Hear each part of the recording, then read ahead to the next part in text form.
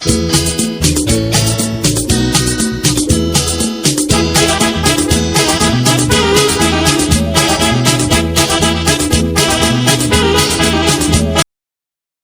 பரிசுத்த நாமத்துக்கு மகிமை உண்டாவதாக. ஆண்டவரும் ரட்சகருமாகிய இயேசு கிறிஸ்துவின் நாமத்தினாலே என் அன்பின் வாழ்த்துக்களை தெரிவித்துக் கொள்கின்றேன். இன்றைய வேத வாக்கு, கர்த்தருடைய வீட்டிலே நிலைத்திருப்பேன். சங்கீதம் 26 சங்கீதம் 23 சங்கீதம் 6வது வசனம் இப்படியாக சொல்கிறது: என் ஜீவனுள்ள நாளெல்லாம் நன்மையும் கிருபையும் என்னை தொடரும். நான் கர்த்தருடைய வீட்டிலே நீடித்த நாட்களாய் நிலைத்திருப்பேன் என்று 23 சங்கீதம் 6வது வசனத்திலே வாசிக்கிறோம். பிரியமானவர்களே, நன்மையும் கிருபையும் இனிவரும் காரியமாக இருந்தாலும் தேவனுடைய பிள்ளைகளுக்கு இது இப்பொழுது அருளப்பட்டதை எண்ணி நாம் புகழ வேண்டும். தேவனுடைய பிள்ளைகளுக்கு அது அருளப்பட்டிருக்கிறது, கொடுக்கப்பட்டிருக்கிறது. நாம் கடவுளுடைய பிள்ளையாக இருக்கும்பொழுது, கடவுளுக்கு விருப்பமாக, தேவனுக்கு விருப்பமாக வாழும்பொழுது அந்த நன்மையும் கிருபையும் நம்மை தொடர்ந்து கொண்டே இருக்கும். அது நமக்கு அருளப்பட்டது நம்மை தொடர்ந்து கொண்டே இருக்கும். அதை எண்ணி நாம் புகழ வேண்டும். கிறிஸ்துவின் மூலம் அருளப்படும் சந்தோஷத்தை இக்காலத்தில் அறிந்து கொள்வார்கள்.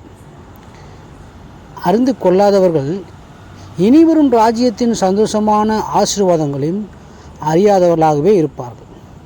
தங்களை பிரதிஷ்டை செய்து தேவன் பேரிலும் குமாரன் பேரிலும் தங்களை பூரண விசுவாசமுள்ளவர்களாக இக்காலத்தில் காணப்படக்கூடியவர்களாக இருக்கும்போது, இக்காலத்திலே தேவன் பார்க்கும்படிக்காக வாழக்கூடியவர்களாக நாம் இருக்கும்பொழுது தேவனுடைய ராஜ்யத்தில் நீடித்த நாட்களாக, அதாவது சதா காலத்திற்கும் நன்மையும் கிருபையும் சந்தோஷமும் உண்டாயிருக்கும்.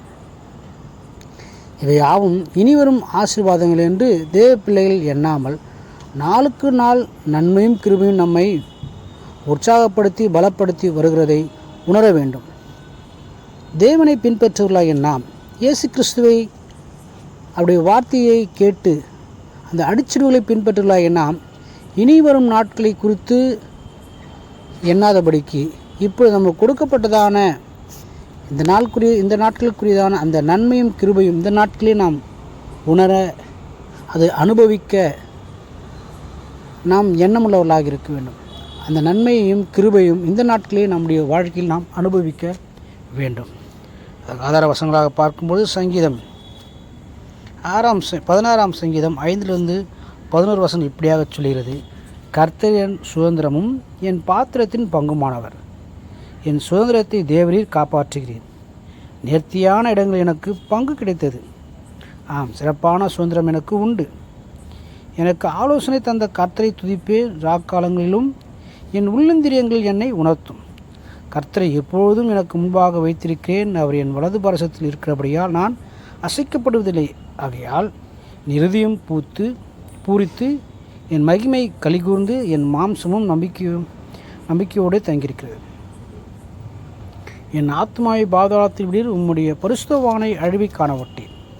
ஜீவ மார்க்கத்தை எனக்கு தெரியப்படுத்துவீர். உடைய சமூகத்தில் பரிபூர்ண ஆனந்தமும் உம்முடைய வலது பாரசத்தில் நித்திய பேரின்பமும் உண்டு என்று இந்த வேதவசனம் சொல்கிறது. நம் ஒவ்வொரு நாளும் தேவனுடைய சமூகத்தை உணரக்கூடியவர்களாக, அனுபவிக்கக்கூடியவர்களாக இருக்கும் பொழுது நிச்சயமாகவே தேவனுடைய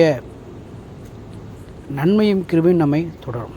பரிபூர்ணமான நன்மை இந்த மாம்சத்திலே பூரித்து மகிழ நாம் இருக்கிற இந்த மாம்ச சரீரத்திலேயே நாம் காண்கிற கண்களிலே நாம் தேவனுடைய நன்மையும் கிருபையும் கண்டு பூரித்து மகிழ நாம் தேவனை சார்ந்து வாழ வேண்டும்.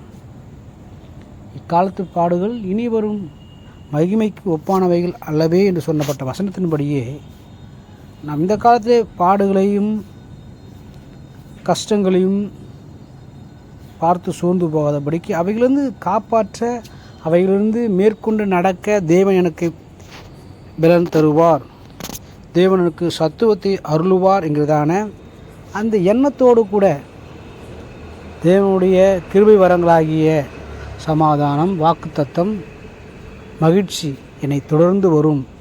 நான் இயேசு கிறிஸ்துவை பின்பற்றி தொடர்ந்து செல்லுவேன், வசனத்தை தொடர்ந்து பின்பற்றி செல்லுவேன் என்கிறதான அந்த எண்ணத்தோடு கூட நாம் தொடர்ந்து செல்லும் பொழுது, அவரை பின்பற்றும் பொழுது கடவுள் நமக்கு வாக்கு பண்ணியிருக்கிறதான அந்த நன்மையும் கிருபையும் நம்மை தொடர்ந்து வரும். எப்பொழுது கர்த்தருடைய வீட்டிலே நாம் நிலைத்திருக்கும் பொழுது, கர்த்தருடைய ஆலயத்திலே, கர்த்தருடைய சபையிலே நாம் நிலைத்திருக்கும் பொழுது, அந்த சபையின் மூலமாக, ஆலயத்தின் மூலமாக வரக்கூடியதான அந்த நன்மையும் கிருபையும் சமாதானமும் சந்தோஷமும் நம்மை தொடர்ந்து வரும். பிரியமானவர்களே, ஆகையினாலே நாம் கர்த்தருடைய வீட்டிலே நிலைத்திருப்போம். அந்த நன்மையையும் கிருபையும் அந்த இரக்கத்தையும் சமாதானத்தையும் பெற்றுக்கொள்வோம். கர்த்தர் நம்மை ஆசீர்வதிப்பாராக.